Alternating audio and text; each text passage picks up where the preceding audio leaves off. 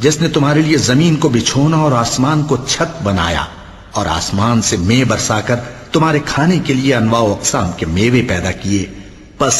کسی کو اللہ کا ہمسر نہ بناؤ، اور تم جانتے تو ہو۔ اور اگر تم کو اس کتاب میں جو ہم نے اپنے بندے پر نازل فرمائی ہے کچھ شک ہو تو اسی طرح کی ایک صورت تم بھی بنا لاؤ، اور اللہ کے سوا جو تمہارے مددگار ہوں ان کو بھی بلا لو اگر تم سچے ہو۔ پھر اگر ایسا نہ کر سکو اور ہرگز نہیں کر سکو گے تو اس آگ سے ڈرو جس کا ایندھن آدمی اور پتھر ہوں گے اور جو کافروں کے لیے تیار کی گئی۔ اے پیغمبر صلی اللہ علیہ وآلہ وسلم،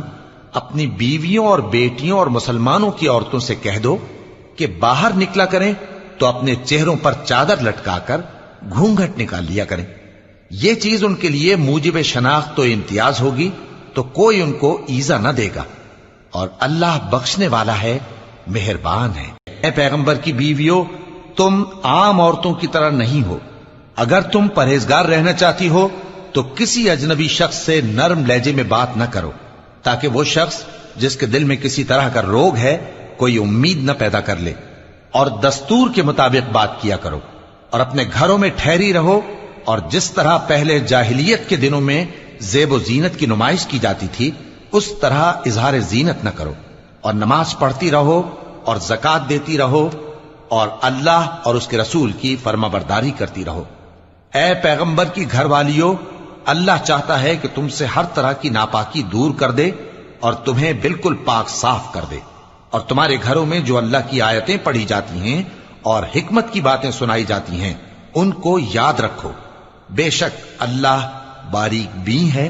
باخبر ہے۔ اب اللہ نے ایک کوا بھیجا جو زمین کریدنے لگا تاکہ اسے دکھائے کہ اپنے بھائی کی لاش کو کیسے چھپائے۔ کہنے لگا، ہائے کمبختی، مجھ سے اتنا بھی نہ ہو سکا کہ اس کوے جیسا ہی ہوتا کہ اپنے بھائی کی لاش چھپا دیتا۔ پھر وہ پشیمان ہو گئے۔ جو لوگ اللہ اور اس کے رسول سے لڑائی کریں اور ملک میں فساد کرنے کو دوڑتے پھریں، ان کی یہی سزا ہے کہ بری طرح قتل کر دیے جائیں یا سولی چڑھا دیے جائیں، یا ان کے ایک ایک طرف کے ہاتھ اور ایک ایک طرف کے پاؤں کاٹ دیے جائیں، یا ملک سے غائب کر دیے جائیں۔ یہ تو دنیا میں ان کی رسوائی ہے، اور آخرت میں ان کے لیے بڑا بھاری عذاب تیار ہے۔ اے اہل کتاب، تمہارے پاس ہمارے پیغمبر آخر الزماں آ گئے ہیں کہ جو کچھ تم کتاب الہی میں سے چھپاتے تھے وہ اس میں سے بہت کچھ تمہیں کھول کھول کر بتا دیتی ہیں اور تمہارے بہت سے قصور معاف کر دیتی ہیں۔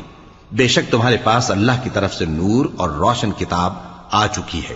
جس سے اللہ اپنی رضا پر چلنے والوں کو سلامتی کے رستے دکھاتا ہے، اور اپنے حکم سے انہیں اندھیروں سے نکال کر روشنی کی طرف لے جاتا اور ان کو سیدھے رستے پر چلاتا ہے۔ مومنو، جب تم نشے کی حالت میں ہو تو جب تک ان الفاظ کو جو منہ سے کہو سمجھنے نہ لگو نماز کے پاس نہ جاؤ، اور جنابت کی حالت میں بھی نماز کے پاس نہ جاؤ یہاں تک کہ غسل کر لو۔ ہاں، اگر بحالت سفر رستے چلے جا رہے ہو اور پانی نہ ملنے کے سبب غسل نہ کر سکو تو تیمم کر کے نماز پڑھ لو، اور اگر تم بیمار ہو یا سفر میں ہو یا کوئی تم میں سے بیت الخلا سے ہو کر آیا ہو یا تم نے عورتوں سے مقاربت کی ہو اور تمہیں پانی نہ ملے تو پاک مٹی لو اور منہ اور ہاتھوں کا مسح کر کے تیمم کر لو، بے شک اللہ معاف کرنے والا ہے، بخشنے والا ہے۔ جس یاری وچ لالچ ہووے توڑ کدی نہیں چڑھدی، چادر لیرو لیر محمد وچ کنڈیاں دے اڑدی۔ مومنو، جب تم نماز پڑھنے کا قصد کیا کرو تو اپنے منہ اور کوہنیوں تک ہاتھ دھو لیا کرو، اور سر کا مسح کر لیا کرو، اور ٹخنوں تک پاؤں دھو لیا کرو، اور اگر جنابت کی حالت میں ہو تو نہا کر پاک ہو جایا کرو، اور اگر بیمار ہو یا سفر میں ہو یا کوئی تم میں سے بیت الخلا سے ہو کر آیا ہو یا تم نے عورتوں سے مقاربت کی ہو، پھر تمہیں پانی نہ مل سکے تو پاک مٹی لو اور اس سے منہ اور ہاتھوں کا مسح یعنی تیمم کر لو۔ اللہ تم پر کسی طرح کی تنگی نہیں کرنا چاہتا، بلکہ یہ چاہتا ہے کہ تمہیں پاک کرے اور اپنی نعمتیں تم پر پوری کرے تاکہ تم شکر کرو۔ اس قتل کی وجہ سے ہم نے بنی اسرائیل کے ذمے یہ بات لکھ دی کہ جو شخص کسی کو ناحق قتل کرے گا، یعنی بغیر اس کے کہ جان کا بدلہ لیا جائے یا ملک میں خرابی کرنے کی سزا دی جائے، تو اس نے گویا تمام انسانوں کو قتل کیا، اور جو ایک انسان کی جان بچا لے تو گویا اس نے سارے انسانوں کو زندگی دے دی۔ اور ان لوگوں کے پاس ہمارے پیغمبر روشن دلیلیں لا چکے، پھر اس کے بعد بھی ان میں بہت سے لوگ ملک میں زیادتیاں کرنے والے ہیں۔